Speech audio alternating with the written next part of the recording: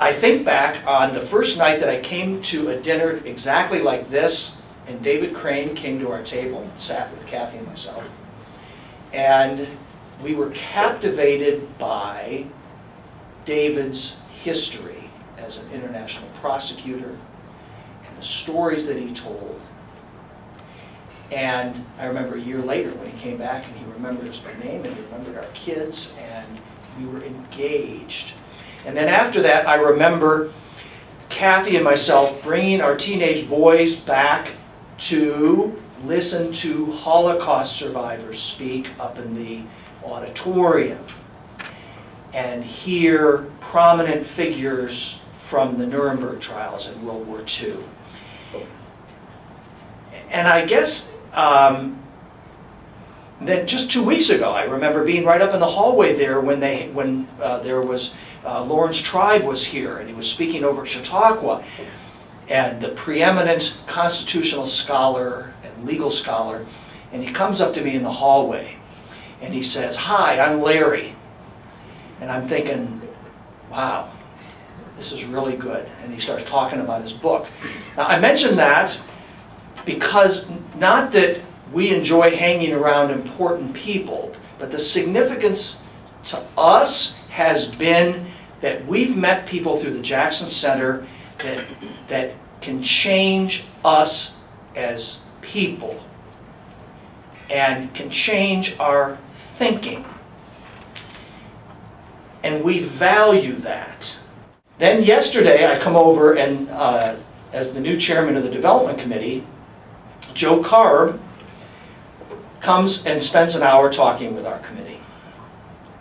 And I thought that I understood the educational initiative of the Jackson Center. I mean, I'd heard about it, and I kind of understood. I thought I understood the thrust of it, but I really didn't. I really didn't understand the significance of what Joe was talking about. And I want to tell you why, because what Joe said to me yesterday was transformational for me in terms of giving me a new context for looking at my support of the Jackson Center.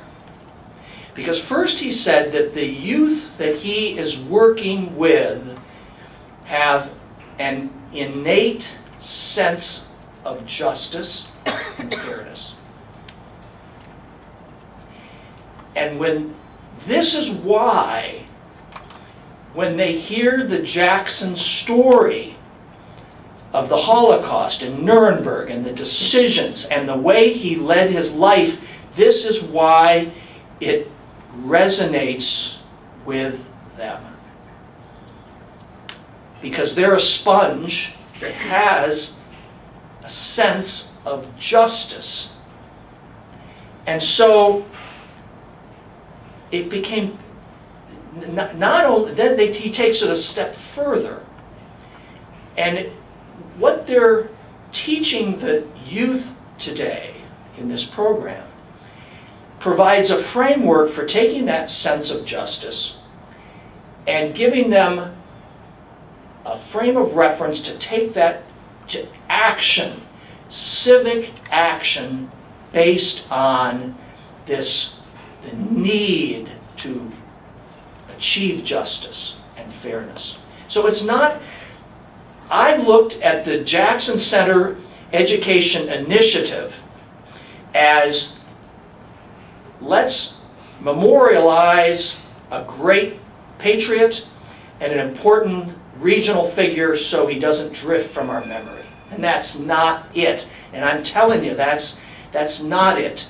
The reason why this initiative and what Greg was talking about with the curriculum and the opening statement at Nuremberg, the reason why that's so significant is because that's the platform that can inspire these young adults to act differently and change their behavior going forward. And I did not appreciate that until sitting with you, Joe, yesterday.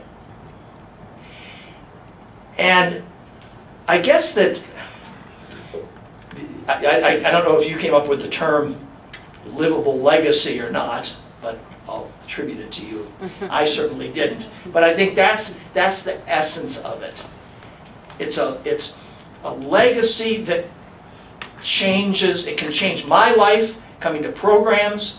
It can change this. It can change the equation on international justice. It can change these young lives so they go out and do something different, and they're impacted by something other than Facebook and whatever they're influenced by. So when Tom said to me, you know, well, please say something about supporting the Jackson Center, I want to tell you that these three reasons are pivotal to me, and I think they're pivotal to my wife. And one is we want to support substance over form. We want to do something to change the dynamic of what we watch on the TV in terms of rampant injustice in the world. And I now realize that we can change young lives, and with my 2 children and a new grandchild, that's very, very powerful. And we look at this as not a gift to the Jackson Center. And I want to make that clear. We look at it as an investment in the Jackson Center, and we want to look at it as an investment for these tangible reasons. And I can say to you that if you continue to support the Jackson Center, as a lot of you have, if you start to support the Jackson Center, if you increase your support to the Jackson Center will make a commitment to you that you will get a return on your investment. And that return will be measurable, and it will be meaningful. And there's not many investments I've made that have, number one, been that measurable, and number two, certainly not that meaningful. Thank you for your support. Thank you for inviting me.